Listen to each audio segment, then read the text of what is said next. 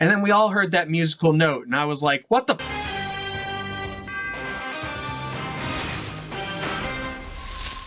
Hey guys, welcome to Oddcast. We're your hosts, Joe and Paige, and we're going to talk to you about Miss Marvel. Miss Marvel just had its 6th episode of Season 1, and we want to talk about it. So if you haven't already seen it, you should leave. Yeah, spoilers ahead. Yeah.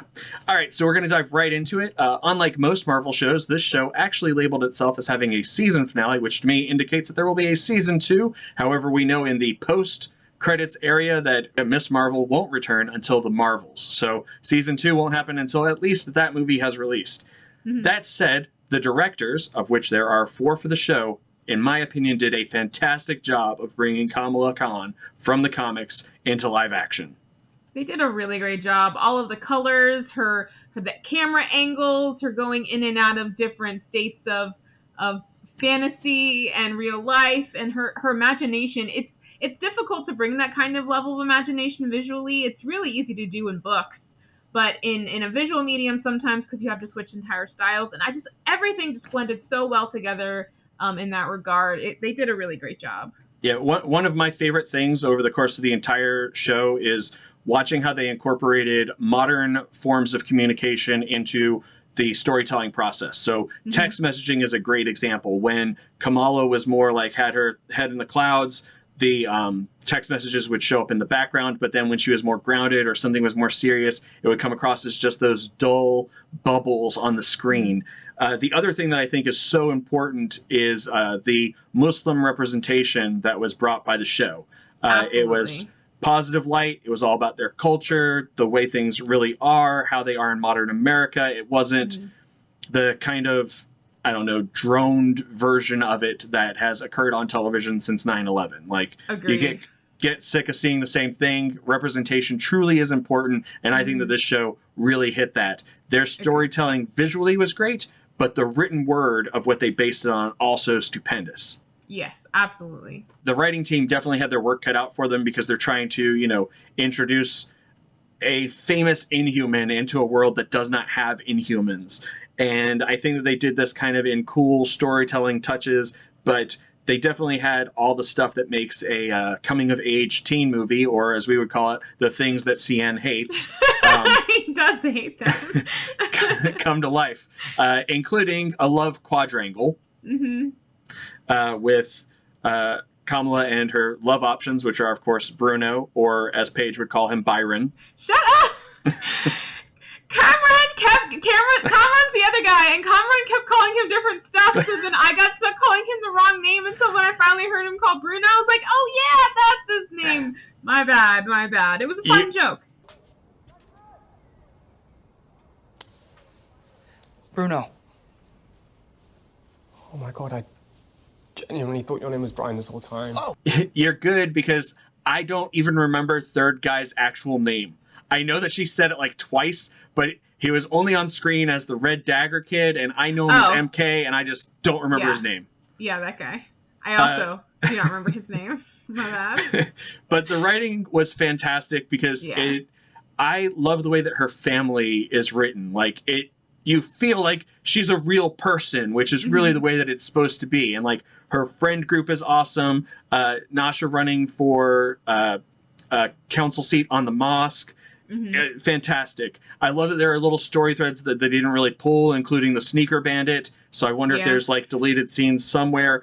And one of the things that I appreciate most is that they tackled a difficult historic event, which is the Partition. They discussed it at a table seating first, and then they showed you firsthand how it looked. And I haven't actually seen something do that amount of storytelling in a visual medium, with the exception of Lovecraft Country and their depiction of the Tulsa Massacre. Now, obviously, in a Disney Marvel show, you're not going to have that same kind of approach. So if you wanted to get a more visceral take on the way that the Partition worked in cinema, I don't know if you guys are aware of this, but Trevor Slattery was actually in a movie called Gandhi.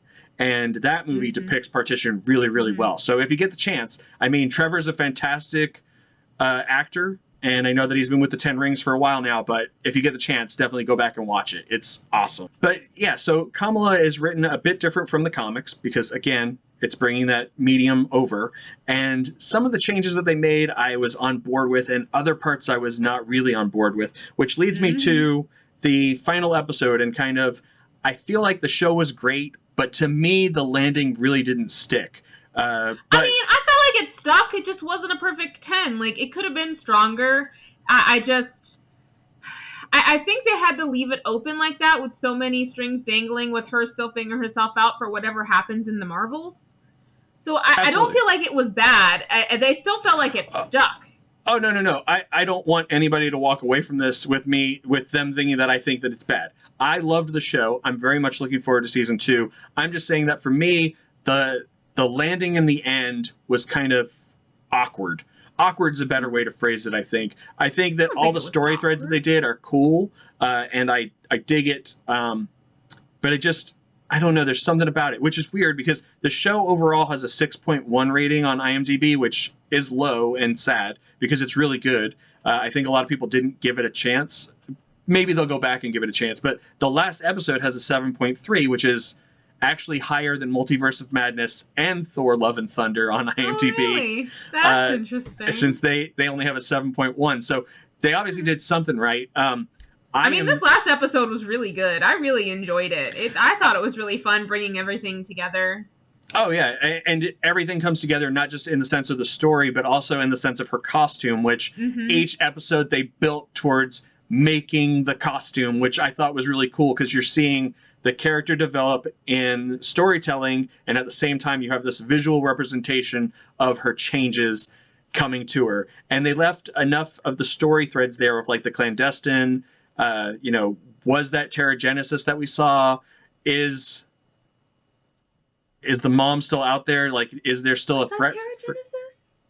It does kind of look like it too, even. It has the right visual look, but not necessarily the right thing. Was that a Kree arm that the bangle was originally on? Are those the quasar quasar bands, which take you into the negative world? Like, what's going on? There's a lot of questions. Where's the other bangle? So they've got enough story elements to like hook and drag to the next thing, especially if the Kree are involved. And I am still convinced that very angry lady who's with the Department of Damage Control is a Skrull. You can tell me she's not. It's entirely plausible that she could be a Skrull. It would fit with her, like, direct, we have to go get this done, we have to do it now, we're going to do it this way, regardless of what the upper echelon says. So, I mean, it does just feel like a Skrull, but we won't know until we get there. Yeah, we won't know until we reach the Marvels.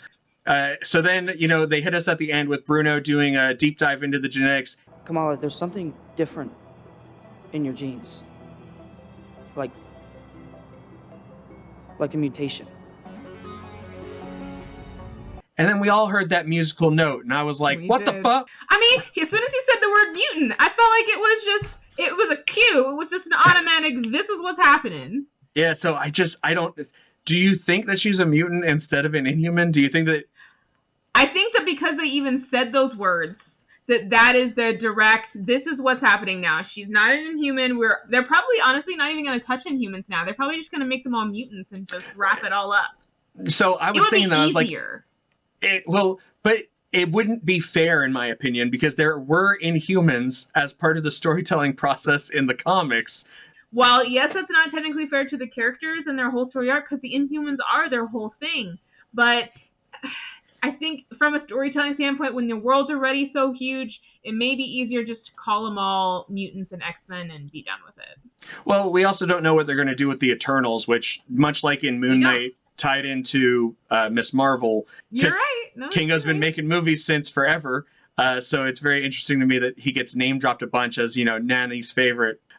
So it's fun to see that, but it's possible that Ashram is going to do something to awaken the X gene. That's what a popular theory online is. Or maybe the Inhumans are hidden in this Orin area that they've separated with the Kree. So I don't know. Maybe Black Bolt's coming. Maybe there are Inhumans. Maybe Bruno just isn't as smart as he thinks and couldn't figure out that, just because she's got a dormant thing in her genes, it's not the X gene. Maybe it's just Kree blood. Come on, Bruno.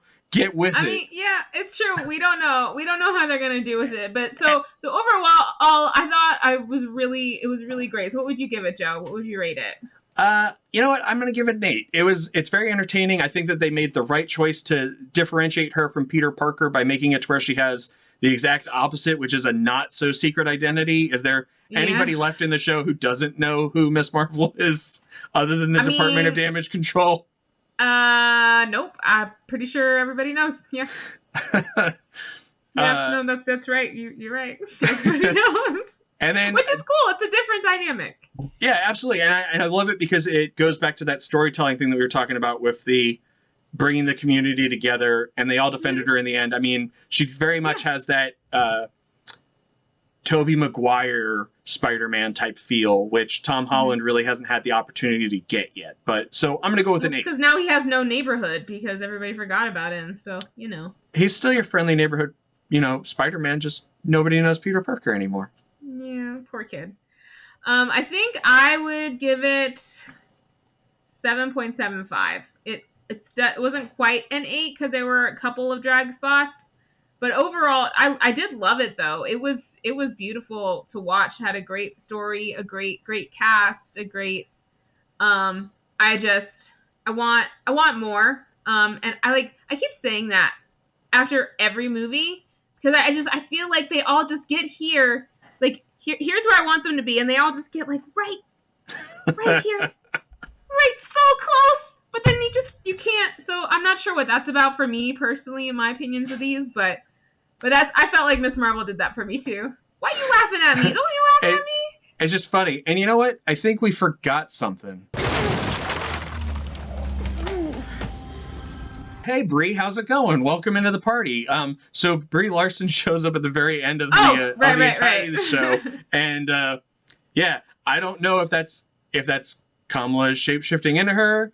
Yeah, I don't think any of us know what that was about. I don't know if it's she swapped places with Captain Marvel. I'm completely at a loss. I have no idea, but it's intriguing. Yeah. I can't wait to see where they go with it. I'm totally on board. The Marvels is, I think, slated for next year. I'm totally here for it.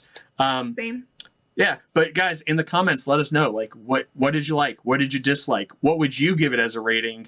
Do you think there are Skrulls? Is there Kree? Are there mutants? There's so many questions. Welcome to the party. And while you're down there, go ahead and hit that like, subscribe, and the little bell for notifications, because I promise we're going to be talking about this a lot more in the coming weeks. Bye.